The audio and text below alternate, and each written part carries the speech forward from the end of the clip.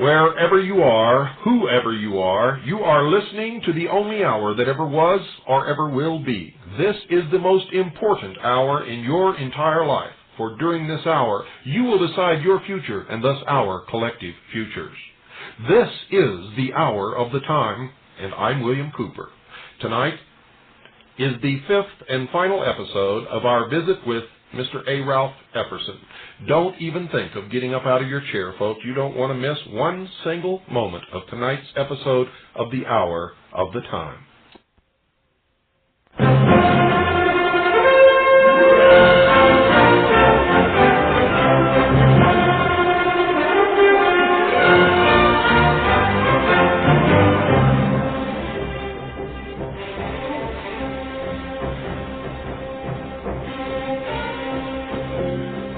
Well, Ralph, this is your last night with us. I want to welcome you once again and say that, just in case I get all wrapped up in this a little bit later and forget, that we're extremely pleased and happy that you were able to come and spend these 5 nights with us. And I've certainly enjoyed seeing you again and talking with you. And I know that many of our listeners out there have had their eyes opened. You've confirmed an awful lot of what they've learned during our Mystery Babylon series here on the Hour of the Time and our other episodes, and you've even imparted to all of us some things that we had not heard and did not know. And tonight, I'm sure that you're going to not let us down with what you brought to pass out to the world and all of our wonderful listeners out there tonight. Well, thank you very much, Bill. I can assure you it's been my pleasure. I hope that it has been informative and that people will want to take action on what we're trying to say. I hope that they will, I've sent for a copy of the catalog you'll be describing later today. Get involved with some good quality material that you can rely on, get it out, make it available to your friends and neighbors and family, and get people aware of just what's happening in this world. We're trying to identify that, Bill and I both, as to what's going on. Let me give that address right now, just in case we get all wrapped up and forget about it later. I'm going to make a point not to, though. Make sure that you send a self-addressed stamped number 10 envelope to Ralph, Post Office Box 536, Tucson, Arizona 85702. Ask for his catalog of materials that you need, his books, his videotapes. This is wonderful stuff, folks, and I cannot tell you, I cannot express to you enough how much you need to read his 2 books, The Unseen Hand and The New World Order, both of which I've quoted from extensively on this program.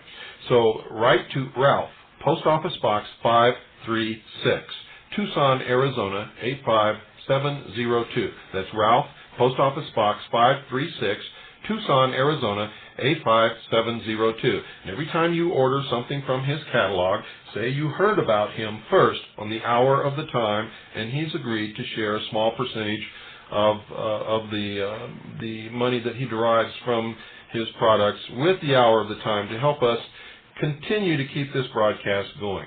Well, let's get right into it, Ralph. What did you bring for us tonight? Well, once again, and this is night number 5 and the final night, but what we're doing and have been doing for the last 4 nights is just reading a series of random quotes that I found in the literature of those who are inside the Masonic Lodge and or the New Age religion. Excuse me. These are the people that have written the books that are certified experts in their field. Like we're talking about books by Albert Pike and Rex Hutchins and Albert Mackey, people that are qualified, certified experts inside the Masonic Lodge, and people like Alice Bailey and Benjamin Cream who are inside the New Age movement, certified, qualified experts. So we're just taking these in no particular sequence. They're just random thoughts. We're trying to document the material by giving you the name of the book and where it is, what page it's on. And we're just doing this with no intent to keep it in sequence or anything else. We're just doing it pretty much at random. I'd like to now continue our study, or at least parts of our study, of parts of Morals and Dogma. I'd like to go to page 820. This is kind of interesting. Albert Pike, who wrote the book, one of the past sovereign grand commanders, meaning the #1 Mason of all time during his 32 years as president, they call him sovereign grand commander, wrote a book called Morals and Dogma. This is contained on page 820. He's talking about Jacques de Molay.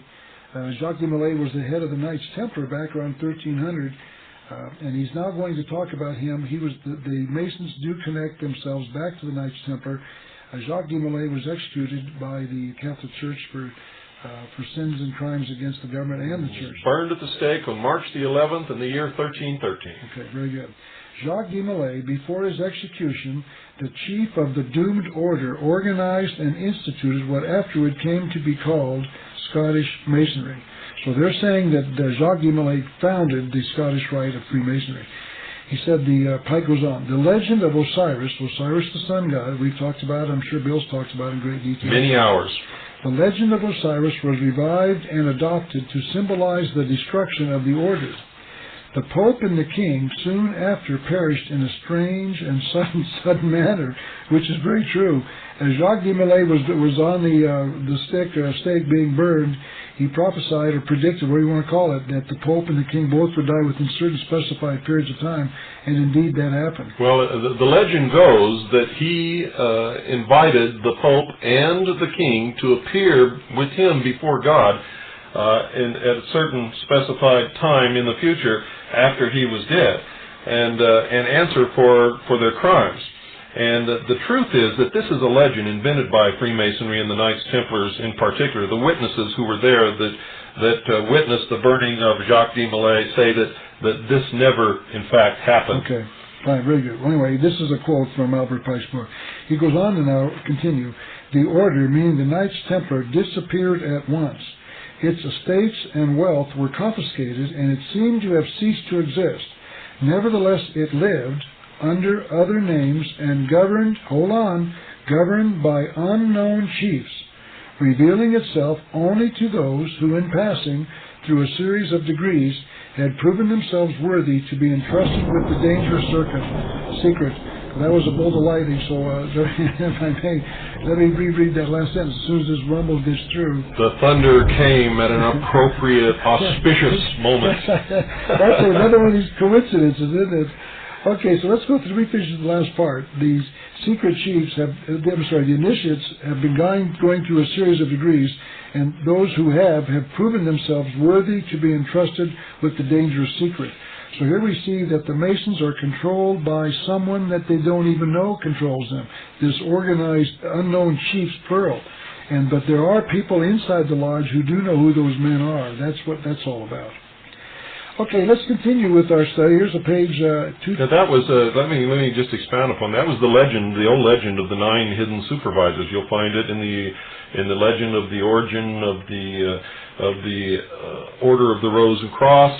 You find it sprinkled throughout the history of all of the secret societies. When you get to your research of who is at the top controlling this, you always come to 9 unknown men. And later on another program, I'm going to reveal to you where this really comes from and who these men are from the writings of the Freemasons, because they have written about it and they have revealed the origin of this. Go ahead, Ralph. Okay, now we're going to continue in Morals and Dogma on page 287. He's talking about the light and what it means, and this is a quote from Albert Pike. You see, my brother, what is the meaning of Masonic light. You see why the east of the lodge, where the initial letter of the name of the deity overhangs the master. It is the place of light. Light, as contradistinguished from darkness, is good, as contradistinguished from evil. And it is that light, the true knowledge of deity, the eternal good, for which Masons in all ages have sought. Still, Masonry marches steadily onward towards that light that shines in the great distance, the light of that day when evil overcome and vanquished, shall fade away and disappear forever, and life be the one law of the universe and its eternal harmony. Did you understand what he just said? Yes, I understand perfectly. And you know what the initial of the God is. Well, they got the G there. The letter G, which symbolizes gnosis, or knowledge, which refers back to the gift of intellect by Satan to Adam and Eve in the Garden of Eden. But I want you also to notice we've already read quotes that Albert Pike admits that the Lucifer, the light bearer, is a god of good, and that the God of the Bible is the evil. So here he's saying that the light of the day, when evil, overcome and vanquished, shall fade away. He's talking about the day when religion will be destroyed. That's correct. And the belief in God will be destroyed. And when Lucifer, the victor, will again appear as the ruler of the heavens. That's correct. After a period of 6,000 years, which, by the way, is the year 2000. That's correct. So what we've got here is, once again, another admission that Lucifer is the light bearer and that he's coming. Now this is, I don't have the citation from this particular, I think I'll just skip this one by. Let's now go to this one. Here's, once again, the admission that we need light by Benjamin Cream, Alice Bailey, in her book entitled The Externalization of the Hierarchy. She says, light with which to see the new vision is needed by all. That means you and I, Bill. Once again, another quote from Manly P. Hall in his book entitled What the Ancient Wisdom Expects of Its Disciples. He goes on to say this on page 26. It was these serpent kings who founded the mystery schools, which later appeared as the Egyptian and Brahmin mysteries. There goes another bolt of lightning. And once again, right at the right time, we're talking about serpents and mysteries. The serpent was their symbol. They were the true sons of light. Bill, in my video, I'm sure you've done it yours as well, I show you examples of this worship of this serpent. It's worldwide. Yes. It's 6,000 years old. It's in every culture. It's in every religion. It's worldwide and everywhere. So he's talking about these mystery schools are the founder of all of that. Mm-hmm. And the serpent is the symbol in most cultures, with the priest class, the symbol of wisdom or the intellect. Okay, now let's continue with another... And I might add that in the ancient mysteries, in the ancient societies, those who were the keepers or the guardians of the secrets of the ages, the highest initiates, wore the symbol of the serpent on their forehead. Yes. Well, you can see that in the Egyptian hieroglyphics. That's everywhere. Correct. And you not only see it that, but you see it... We were talking a few minutes ago during one of the breaks about the head of Medusa, crowned with the serpents, and I'm checking on that to find out. But you find this serpent worship everywhere. It's everywhere around the world. It is a concealed worship of Lucifer called the ancient mystery religion, worldwide, 6,000 years old in every culture. This now continues on the book entitled The Externalization of the Hierarchy, written by Alice Bailey. She talks about the three great planetary centers. I'll just briefly cover the two, and then the third is the most important. She talks about Shambhala, the holy city, the hierarchy, meaning the New Jerusalem, and number 3, humanity. And our ruler will become Lucifer, son of the morning, the prodigal son. There we have once again an admission that Lucifer is going to rule this world. I've read that particular one. We've already jumped over that. We've read that one as well, and these next three. We jumped ahead to cover a few of these quotes on Lucifer. Here's a quote, admission by Albert Pike, that they trace their history back. This is on page 624, Morals and Dogma. Masonry is identical with the ancient mysteries, and we certainly have seen what the ancient mysteries were. Yes. The worship of Lucifer worldwide. We've read these quotes. Isn't it funny that they keep talking about the light, and they need the light, and they're giving the light, and they're bringing the light into the world, but they keep even their own members in total darkness. Well, that's intentional. That's true. They do indeed. In fact, those are the next few quotes I've got to show you that's true. The average Mason who's listening right now has no idea what we're talking about. You know, this is amazing. As we go along, you're looking for something, and I'm thinking of it, and I talk about it, and then you quote from it. And we didn't prepare this or rehearse it or anything. That's just the way it goes. We have, in our own separate research, found the exact same keys to this mystery. That's right. Page 781, Morals and Dogma, Albert Pike says, if you reflect, my brother, you will no doubt suspect that some secret meaning was concealed in these words. Now, there's only, once again, one secret meeting, and that meeting was found on page 321 of Morals and Dogma. Here we go. I continue to show you, Mason, you're being lied to, you're being deceived, you're being concealed, information being concealed. This is on page 218 of Morals and Dogma, written by Albert Pike. It is for each individual Mason to discover the secret, once again, the secret of Masonry, by reflection upon its symbols and a wise consideration and analysis of what is said and done in the work. Masonry does not inculcate her truths, meaning I don't indoctrinate. She states them once and briefly, or hints them, perhaps darkly, or interposes a cloud between them and eyes that should be dazzled by them. Seek, and ye shall find knowledge and truth. And then on page 219, he continues with that thought. He said, this rite, meaning the Scottish rite, raises a corner of the veil, concealing the mysteries, even in the degree of apprentice, for it there declares that Masonry is a worship. And the veil is the veil of Isis. Exactly. Or the veil of the concealed mysteries. Because we're veiling the truth from you. Well, that is the symbol. That's what Isis symbolizes. Remember, Osiris is the doctrine, Isis is the church. The veil is what hides the mystery, behind which is Lucifer. And remember what was written on the stele, no man hath me ever unveiled. Totally, I see.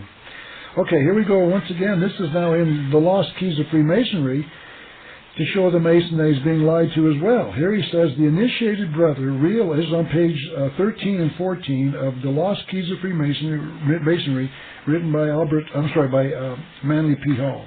The initiated brother realizes that his so-called symbols and rituals are merely blinds fabricated by the wise to perpetuate ideas incomprehensible to the average individual.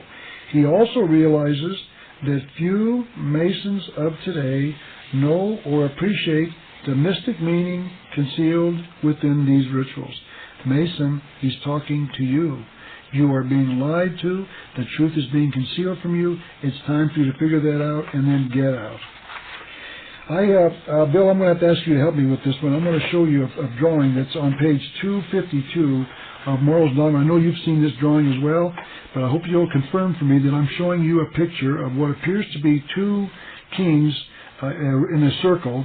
This is on page 252 of Rex Hutchins' book entitled We just did a program on this not too long ago. The circle is the snake eating its tail, which symbolizes the magic circle, or the temple of the sun, which you can see in Stonehenge. It also makes up the outer courtyard of the Vatican.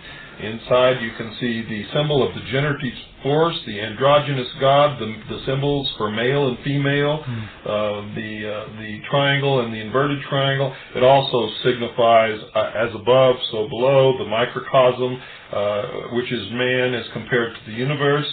Well, go ahead, take it from there. And at the bottom, you can see the actual symbol of the pyramid, the temple of initiation, with the capstone in place without the eye. It is, in fact, the symbol of the rising sun, the New World Order coming into being. Go ahead, take it from there. Well, here's the generative force, the penis of Osiris. I could go on and on and on. This thing is full of symbology. Yeah. Well, the thing I wanted to bring to your attention, we're talking here about concealing evidence. This is it's really an oblong shape, not a circle, but it does have a snake biting its own tail around, as Bill correctly pointed out. But it's the same symbol. There appears to be a drawing of a king or a god, or he's wearing a crown, and then there seems to be a reflection of him in the bottom part of the drawing. It's cut in half. That's correct. That's Isis and Osiris. Osiris is the symbol of the sun. Isis is the symbol of the water, or the Nile. That's why everywhere that you see an obelisk, you'll see a reflective pool. It is Osiris, the doctrine, Isis, the church, reflecting the pure light of knowledge of her master. It is also signifies the androgynous god, the male-female, the positive, the negative, the old Oriental thing of the yin and the yang, and so on and so forth. Well, in this drawing on page 252, we don't have to get into all that. I agree with you what you're saying. The purpose I'm bringing this to your attention for is just to show you that most Masons don't understand what this thing means. And they don't understand anything. They're listening to this program with their jaw dropped down on their chest saying, how come I never heard this before? Well, here we've got what appears to be a king on the top part and his reflection on the bottom part. Everything is the exact opposite. The king looks on the top part, he's looking straight at you with his eyes. He seems to be a rather old or aged man with a long, scraggly beard. He's looking straight at you. His shirt is black. He's got a wrapping around his neck. When you flip the picture over and look at his supposed reflection, which means you've actually got to turn it, it is not the reflection of the same king. It's a demon. And this is what we're telling you about the Masons. They are acknowledging that we don't examine the truth, that they conceal the truth in mysteries. The person who sees this picture has actually got to flip it around to see it. And most Masons would probably see this and not even ignore it. The truth of what this is telling you is that this is the truth of the Masonic Lodge. We see the king and the god, and it's really not him at all. It's the demon. And that's what this picture shows. It's on page 252 of Morals of Bridge to Light. Here's another quote from The Externalization of the Hierarchy by Alice Bailey. She says, "The new era is coming, the new ideals, the new civilization, the new modes of life, of education, of religious presentation, and of government are slowly precipitating and not can stop them. They can, however, be delayed by the reactionary types of people." I think, let me finish this. Are they talking about me? Yes. So they could be delayed by the reactionary types of people, by the ultra-conservative and closed minds. They're the ones who can, and do hold back the hour of liberation. Do you know what they base that upon? They base it upon the human failing, the flaw in all of us, that everybody wants a life of extreme pleasure for every moment, and they misinterpret pleasure. They really believe that pleasure is happiness, and that's not the case at all. Okay, let's continue with this thought that this New World Order is coming. These are, as I said, once again, pretty random, but here's a quote from Benjamin Cream in his book entitled The Reappearance of the Christ and the Masters of Wisdom. This is on page 184. Here's what he's asking the question.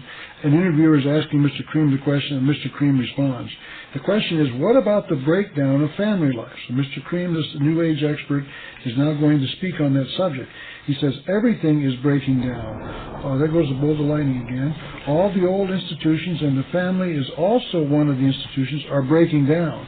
The new time is to do with the restructuring of our relationships, the extending of our allegiance and our identification from the family to a larger group, from the larger group to the community, from the community to the community of nations. It is always a greater and greater expansion of identification. It is relatively easy to love one's family, well, easier to love one's family than to love the world. What he's saying is that the destruction of the family is all being planned. Absolutely. It's not by accident. They're out to destroy the family so that we can turn our allegiance to the world, the love of the world and the world community and the family. And what is the love of the world? Go ahead. The love of the world is the material side of the human nature and not the spiritual side at all. It is, what he's describing there is a communism where everything belongs to everyone and the sacrifice of the individual is made for the good of the many. Where in this country it was founded upon the precept, the principle, the ideal that the individual is important, and unless we protect the rights of the individual, the many will suffer. Exactly. If you don't protect my right as an individual, you don't have the right, neither do your listeners. That's correct. It is a perversion of everything that is right. And that's exactly what they are. They are a perversion. Benjamin Cream goes on in his book called The Reappearance of the Christ, he says, the new religion will manifest, for instance, through organizations like Masonry. In Freemasonry is embedded the core of the secret heart of the occult mysteries. What is the core of the secret heart of the occult mysteries? The worship of Lucifer. Right. By the way, Bill, I want to make this so that people can walk away with one sentence. You and I are exposing an ancient worship of Lucifer that's 6,000 years old. That's correct. Period. It's been concealed from us, and it's involved in every aspect of our life, including the Masonic Lodge. The Masonic calendar begins in 4000 B.C. and ends in 2000 A.D. It begins when Lucifer fell to this earth and took the rulership of the material world, and ends, according to them, when Lucifer will win the battle against God and appear as the as the ruler of the heavens for all mankind to see, and that will be the beginning of their new world order. And that is supposed to occur in the year 2000. We won't get into what that means, but I just want to bring that home because you were talking about the 6,000 years age of this religion, and it's all based upon their calendar. Now we know, Bill, that the falling of the Iron Curtain was not planned, right? That was an act of coincidence, right? the fact that someday the United States and the Soviet Union might merge together, that's not planned. This is all coincidence. I want to read, going back to Alice Bailey again, we believe she wrote in the 1920s, she said this: Great Britain, the United States of America, and the Union of Soviet Socialist Republics, meaning the USSR, are working out the principle of federation, of relation, and of the fusion of bodies into concentrated wholes. That's correct. That's 70 years old. That's right.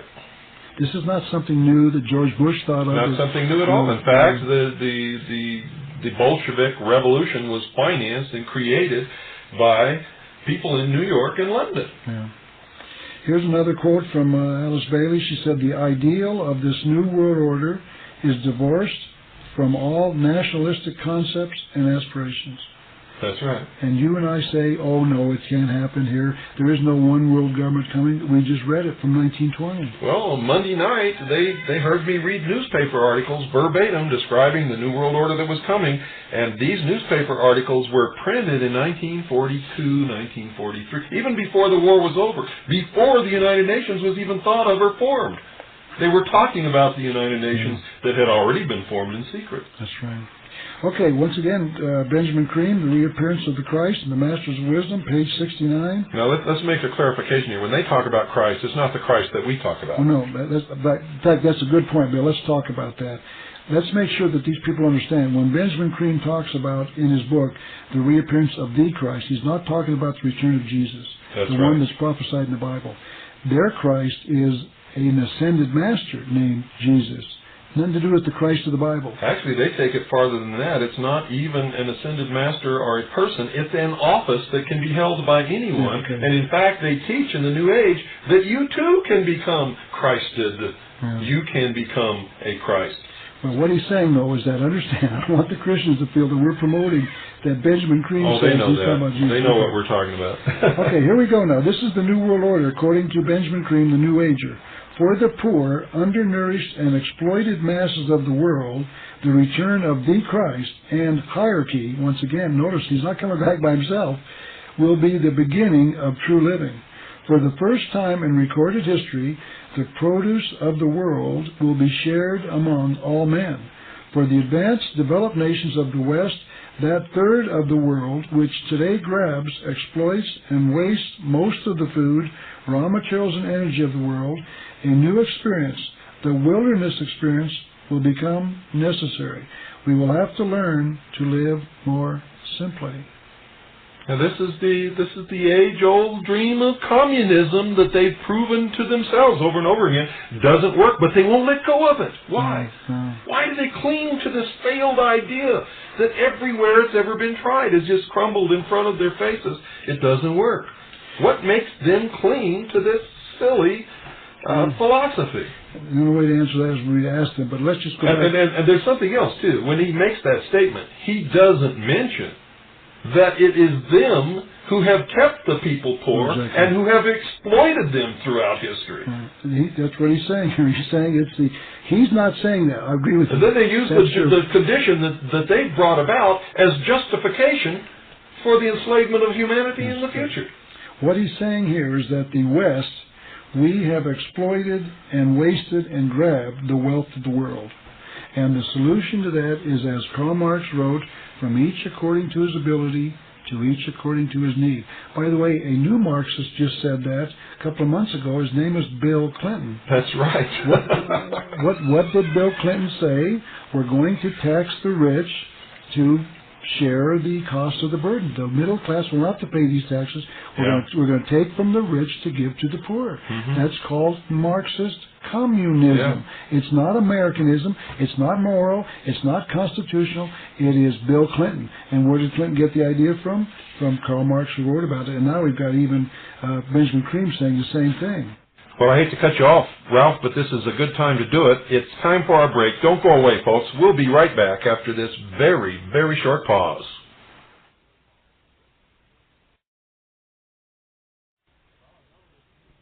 Well, I know that many of you are sitting out there, and you know what I'm going to say, and you still haven't called Swiss America Trading yet.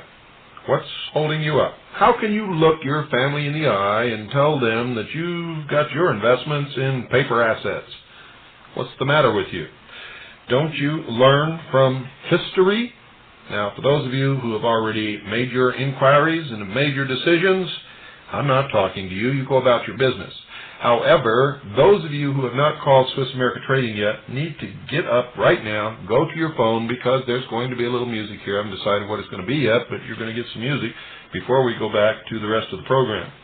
And that will give you some time to call Swiss America Trading and leave your phone number and your name and address so that they can send you information and somebody can call you and talk to you about the investments that they have that can help you save your assets against the coming economic trauma. Now, all of us have worked pretty hard throughout our life, and it's pretty devastating to see someone who has literally lost everything. Now, if you want to see what you're facing, folks, look at those people who have just experienced the floods in the Mississippi Valley, up along the Missouri River, the droughts in the southern states and some of the other states in the Midwest. These people have lost everything.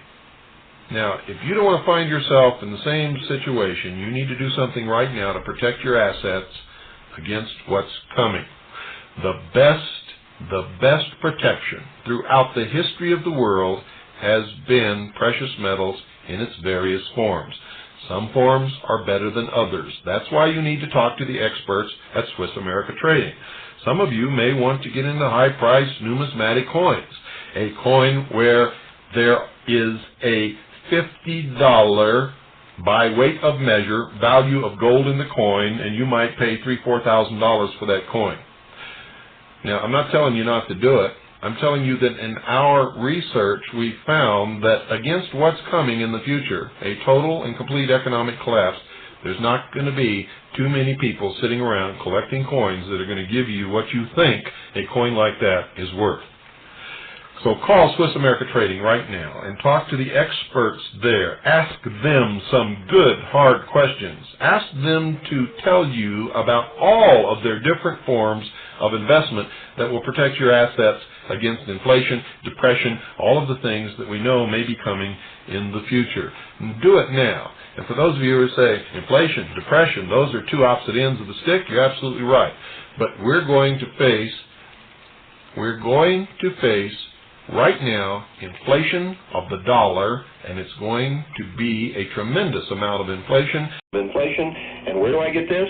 From the mouth of Mr. Greenspan himself on C-SPAN not too long ago. Following that, we're expecting a complete collapse, total depression of the monetary system in this country and around the world. We've covered this many times on many hours of the hour of the time. The only protection that you have is in hard assets. Non-confiscatable, non-reportable hard assets. Call now. Swiss America Trading, 1-800-289-2646. That's 1-800-289-2646. Don't procrastinate. Don't wait until it's too late. I don't want to see you sitting on the corner crying because you've lost everything that you worked all your life for. Call now, 1-800-289-2646. That's 1-800-289-2646. For the first 200 callers, you'll receive Harry Figge's report entitled Tackle the Debt. Call now, 1-800-289-2646. While you're at it, mention my name, William Cooper. Tell them how much you appreciate their sponsoring the hour of the time, and you'll receive a free newsletter on protecting your future. Call now, 1-800-289-2646. That's 1-800-289-2646. By protecting your future, you'll be protecting the future of this program, The Hour of the Time, and freedom for the world. So call now, folks. Do it right now. 1-800-289-2646. That's 1-800-289-2646. And you'll be glad that you did.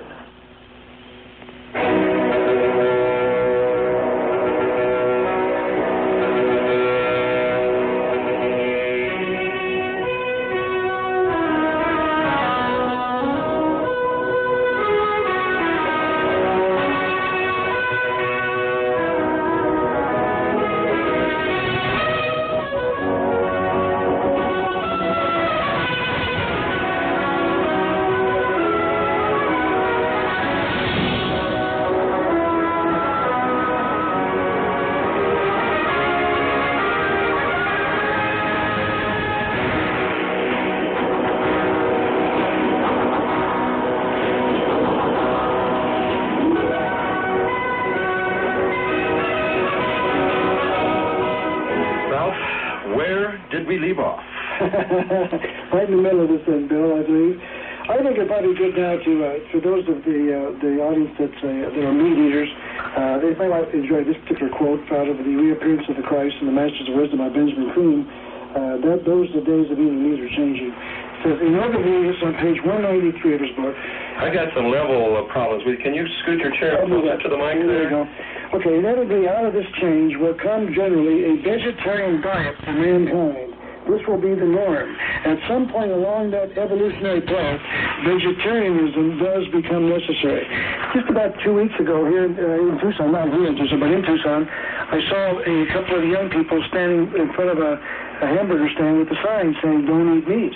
It's already started. They're already starting to pressure us that we can't eat these living things that belong to the Gaia, the earth goddess. It's gone farther than that. They're trying to destroy the cattle industry by driving them off of the grazing land that they've traditionally been able to use. And this has been in the works for a long time. Of course, they've got their legal associations, and they're fighting back. And so far, they're holding their own. But you know, let's continue. Okay, this is from the book entitled The Bridge to Light by Rex Hutchins. He says this on page 96. If perfection is not attainable, for what does the Mason strive? Bill, you can become perfect inside the Masonic Lodge. Did you know that? Well, I haven't met anybody in my whole life who was perfect. And I'll tell you something, the biggest crooks that I've ever met in my life are Freemasons. Mm-hmm. And if they continue to believe and act like they are, then they will continue to be the biggest crooks and the most despicable characters in the history of the world. Okay, Manly Palmer Hall, in his book entitled The Secret Destiny of America, talks about this conspiracy on page 23. He said, years of research has convinced me that there exists in the world today, and has existed for thousands of years, a body of enlightened humans united in what might be termed an order of the quest. It is composed of those whose intellectual and spiritual perceptions have revealed to them that civilization has a secret destiny. Secret, I say, because this high purpose is not realized by the many. Does Mr. Manly P. Hall believe there's a conspiracy? Of course he does. It's called the Order of the Quest. He went on to say on page 134 that Ben Franklin spoke for the Order of the Quest, and most of the men who worked with him in the early days of the American Revolution were also members. I know you talked about that on your program, Bill. Yeah, quite a bit. I've come under a lot of flack, a lot of fire from a lot of people when I dare to say that our forefathers belonged to this secret organization and did not really establish this country to set man free or to give us the best nation in the world. In fact, they established it as a great experiment. One of the purposes of the United States of America was to topple the crowned heads of Europe from their thrones, and the second was to establish in the future that man could not rule himself, would contract away his rights for some benefits from the state, and would give up his responsibilities and, in fact, revert back to a state of indenturedness or slavery. And that's exactly what's happened. And our forefathers all knew this and talked about it and discussed it in their writings and everything. Well, they did it in a concealed way, of course, because we, the average Americans, believe that our founding fathers were God-fearers in the belief in the God of the Bible, and yet... Well, that's only because we were taught. When you really look into it, you find out that they weren't at all. Okay, Robert Cream is coming, and according to Benjamin Cream, his task, on page 37 of his book, The Reappearance of the Masters, the reappearance of the Christ and the Masters, he said his task and that of his disciples, the Masters of the Wisdom, will be to inaugurate the age of reason. Albert Pike wrote, Masonry propagates no creed except its own most simple and sublime one, that universal religion taught by nature and by reason. He said that on page, I don't have the page marks on that one. Here's one on page 737. To believe in the reason of God and in the God of reason is to make atheism impossible. The absolute is reason. He said this on page 18. Human reason leaps into the throne of God and waves her torch over the ruins of the universe. Again, what book was that, Ralph? This particular one is on page 810 of Morals and Dogma. Thank you. Notice what he's saying here, Bill, that the God of the universe has messed it up, and that reason will leap into the throne of God and wave her torch over the ruins of the universe. That's right. So what he's saying is that the victory belongs to Lucifer, and he said that over and over again inside his book. Here's the page 773 of Morals and Dogma, the philosophical goal in religion is the absolute and supreme reason, invisible nature, the sun. It is for this that the pursuit of the great work is called the search for the absolute, and the work itself, the work of the sun. Here's an interesting thought. That sun spelled S-U-N, not S-O-N, as some of you may be out there thinking. And it's also spelled with a capital S. That's right. They're calling the sun, what we see in the sky, a god. It's the god known as the sun. Yeah, and they're looking for another one to come along. Here's another quote from Albert Pike in his book called Legenda, I guess. Legenda, I don't know how to pronounce that. Legenda. He says this on page 168, 169. Albert Pike wrote, "Men are good.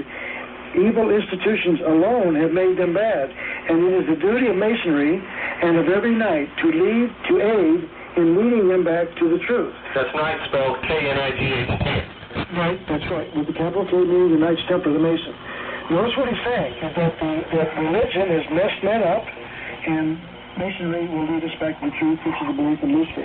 Here's another quote on page 817 to show the world that he does indeed believe that the world, we the people will demand that the Masons rule us. He said this, page 817, "The world will soon come to us for its sovereigns and pontiffs. We shall constitute the equilibrium of the universe and be rulers over the masters of the world." Yeah, that's right. So all you guys who've been wanting Bogreich to be president, you might get your wish come true, and then you're gonna wish you had another wish. I'll guarantee you that. Now, for those in the world who believe, in the Masonic world, that the God that they worship inside the lodge is the God of the Bible, I'm going to prove that's not true from the words of the Morals and Dogma. Great. This particular quote is on page 254. He's talking about the sun God, capital S, U-N, capital G, G-O-D. The sun God created nothing. Now, the God that I believe... Go ahead. The God that I believe in, I'm sorry, you switched something here. The God that I believe in created the universe. The master creator, the master builder, was the God of the Bible. So they're saying he's not the God of the Bible because this God that they worship inside the lodge created nothing. N-O-T-H-I-N-G. Here's another quote from page 281 about the same God. "The supreme being of the Egyptians was Amun, a secret and concealed God. He creates nothing." So the sun God is not a creator God. Now let's take one last thought. Now this is my view, not just something that's been in the literature of the Masonic Lodge. They call their God inside the lodge the grand or the great architect of the universe. Now an architect does not create out of nothing. An architect creates out of something. That's right. So something had to be there before the architect could use it to build with. So when they call their God the great architect, they're admitting he's not the creator God of the universe. Because if they did, they'd call him the creator God. Now, let me tell you something else that I've learned, and it's right in line with what you're saying. What I've learned is that they call him, amongst themselves, in the utmost secret, they call him the destroyer. Destroyer, okay. What he creates is chaos. Out of chaos comes order. And this is the motto of the 33rd degree of Freemasonry, Ordo ad Chaos. It's also on the 32nd degree, the acknowledgement of his becoming a 32nd degree. That's right. Okay, back to Morals and Dogma, page 366. Albert Pike wrote, "Our lodges are said to be due east and west because the master represents the rising sun. 6,000 years of worship of the sun is worldwide. It's universal, and it's obviously universal and worldwide, and it's through all cultures." Okay, on page 592, this is very, very revealing. Please pay attention, Masons. This might startle you. To all Masons, the North, capital N North, it's a direction known as the North, has immemorially been the place of darkness. And the great lights of the lands, man is in the North. The reason for that is mentioned in the Old Testament because the North is where the Creator God lives. His mountain, his temple is in the North. His throne is in the North. And here we have an admission that the North is in the lodge, the place of the darkness, which means that there, as we've already seen, they've admitted that the God of the Bible is the God of darkness. Now we know that that's where he has his throne, according to the Bible, in the North, and that's where they keep none of their lights. Thousands of years ago, on page 77 of Morals Dogma, men worshiped the sun. Originally, they looked beyond the orb to the invisible God. They personified him as Brahma, Amun, Osiris, Baal, Adonis, Mako, Mithras, and Apollo. So we see that once wide, that worldwide universal belief in the sun god Lucifer. That one's not necessary. Oh, here's an interesting quote from Alice Bailey, who wrote this in the 20s. I guess she's maybe she will have this afterwards because she talks about the United Nations through which the hierarchy has been working. She talks on page 41 of the externalization hierarchy. The United Nations fighting for the forces of light, capital L light, on behalf of on behalf of human freedom. Well, they have a meditation room at the United Nations which has all the symbology of the hidden mystery religion, a pyramid, and the symbols are on the wall in this meditation room. And the only religion that they have recognized officially in the United Nations has been the religion promoted by the Lucis Trust, which is Theosophy. Yes, that's correct. Okay, now, for those who say, no, Ralph, you can't be right because we know that the God of the Bible is going to conquer everything. Let me tell you what they say in their own literature. I'm going to give you two quotes, actually three quotes, two of which are from Alice Bailey in her book. This one's on page 689 of the externalization hierarchy. She says, these forces of evil face sure defeat. And she's talking about forces of evil, meaning the Creator God and his in Christianity. Then on page 275 of Morals and Dogma, Robert Prince spoke to the same issue. He said, light, capital R light, will finally overcome darkness, good conquer evil. When he means light, he means Lucifer. Well, everything, when they talk about it, it's like looking looking in a mirror. Everything is backwards. And when they talk about the light, they really mean the darkness. When they talk about the darkness, they really mean the light. When they talk about the enemy, they're talking about Christianity, the God of the Bible. They're talking about the God of the Prophet Muhammad. They're talking about all of the traditional gods that we have followed and looked to. They talk about the scripture. In fact, talking about our forefathers, Thomas Jefferson was known for tearing passages and pages out of the Bible and throwing them away because he didn't like them. That's right. And this is no joke. I mean, you can find this for yourself. But they actually hate Christians, don't they? That's correct. And what we saw happen in Waco, Texas, is like a walk in the park by a Sunday school class in light of what they wish that they could do to Christians.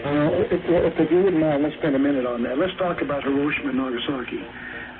In my book, The Unseen Hand, I get into the evidence that those bombs, the atomic bombs dropped in those two cities, did not have to be dropped at all. That's correct. They were dropped on a nation that wanted to surrender, and Harry Truman and Franklin Roosevelt, who thought about this very same time, both knew that. And then Japan had already sued for peace, and their only condition was that they did not want the emperor thrown in jail or prosecuted or hurt in any way, that they were willing to allow the emperor to give up his power, but they wanted the emperor to be preserved as the symbolic head of Japan.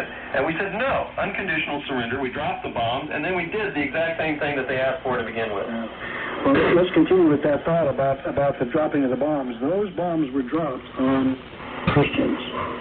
Hiroshima and Nagasaki had the highest percentage of Christians in Japan. That's correct. After the bombs were... And that's not known by people. In my video, I'm going to show you an article that was published in our own local newspaper that confirmed this. Associated Press article about the Hiroshima and Nagasaki bombs. They were, in fact, the oldest and largest centers of Christianity in the entire nation of Japan. And after the bombs were dropped on Christians, Harry Truman became a 33rd degree Mason. He was not at the time the bombs were dropped. Well, I don't know if he was or not, but I do know that he was a Freemason of a high degree, and he had been, in fact, the Grand Master of his lodge in the state of Missouri. I show a picture in my video of him in his Masonic attire, so I tell you he did not become a 33rd. I just made a statement. I didn't know that. That's I knew he was a high degree. He dropped the bombs on the Christians, and then Harry Truman became a 33rd degree Mason. Well, you know that he was, in fact, before he died, a 33rd degree Mason. Here we go. Page 216, another quote from Benjamin Cream about who's going to win this battle between light and darkness. He talks about the victory of the forces of light. These people believe they're going to win. Here's another quote. This is from Alice Bailey about the same thing. To end the rule of evil and bring light to an end through the victory of the forces of light, recognized and hated by humanity. Just so you know, you've got 5 minutes exactly. Let's do this. Let me see if I can find it. There's one more. I think that's about it. I think that's probably enough. These others. Let's do this. We need to spend a few minutes on this book by.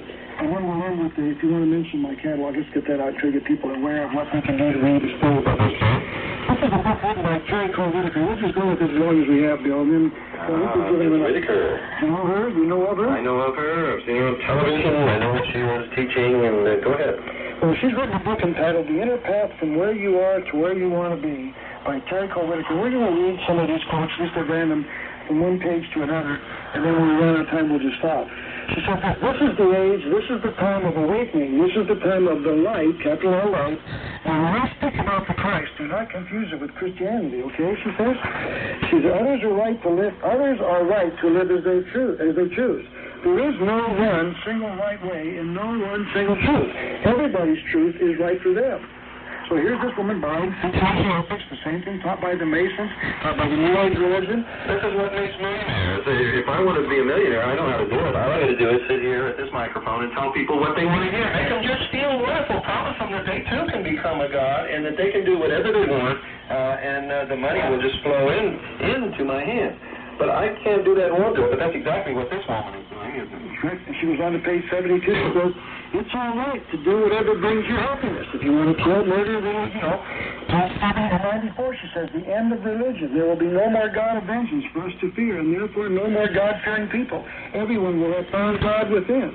Opposition and belief on page 89. We'll have a similar lack of the faith in the new world, which so many on this planet now envision. Those who hold on, Americans, let's talk about us. Those who don't want this new world order, those who oppose such a vision will, in fact, simply disappear. When she says simply disappear, what she really means is we will be exterminated. This is this beautiful, by the way, I have to be fair, this is a very beautiful woman. Terry Whitaker is very physically attractive. This wild little woman, blonde and pretty and happy, is just a guy. She's going to accept the murdering of millions of people who don't agree with her. She goes on to say, those who oppose such a vision will in fact simply disappear, just as those who oppose other visions and visionaries long since have returned to dust, while the visions they so vehemently attacked lived on. She talked about the end of government. Everyone will govern themselves. There'll be no more tyrants. This is crazy. Go outside and look at your neighbor, and then come back and tell me that everybody's going to govern themselves, and you're going to live with no fear. Yeah. There will be no more tyrants and no more organizations to tell us what is good for us and what is bad. We will govern ourselves, she said. The good news is that sin is nonsense, she said. You believe that? Once again, there is no moral law. There is no moral absolute. There are no moral absolutes. There's nothing. We all, each of us decides what is right and wrong. One more quote, and I think it's probably closer we can get to it. Before I do it, I want to make a statement. I believe, sincerely within my heart, that the human race must mature and that we must grow up and that we don't need leaders. And I believe that there will come a day when we don't need governments. But that day is not today. And without a moral law to keep the imperfections which exist in every man and every woman on this earth in check, there can never be that. Here's the last quote I'll read, then we can summarize, and then if you want to, we'll wrap up with the comment about the catalog. She wrote this on page 168. You are guiltless. None of what you have done is wrong in the highest sense. There is no such thing as wrong in God's world, and there is, therefore, no one who will judge you. Did you understand that? Oh, I understand it perfectly. She is saying that there are no moral absolutes. There is nothing but what you decide is right. Do as thou wilt shall be the whole of the law. And that is the law taught in morals and dogma, Albert Pike. That's right. We didn't find the quote during our review today in the last 4 or 5 days, but Albert Pike taught the same thing. There is no moral absolute. That's what the morals of Miles Dogma is all about. And that is the secret religion that brings forth this philosophy. Quote, a nation or world of people who will not use their intelligence are no better than animals who do not have intelligence. Such people are beasts of burden and stakes on the table by choice and consent, unquote. And there's the truth about how their new world utopia will be, folks. They are, in fact, parasites. They are the scum of the earth. They are the people who have brought about all the misery throughout all the history of the world through their deceit, manipulations, and lies. And they fully truly intend to destroy all existing religions, all nation states, and they intend to enslave the rest of humanity that do not fit in with their concept of what you should be, and that means you and I, folks, are going to be slaves in the New World Order if we don't wise up. Now I want you to send for Ralph's catalog, and remember, every time you purchase something from Ralph's catalog, please specify that you've heard about this on the Hour of the Time, and he will share a portion of his good fortune with us so that we can continue the Hour of the Time, our research, and purchase some much-needed equipment here.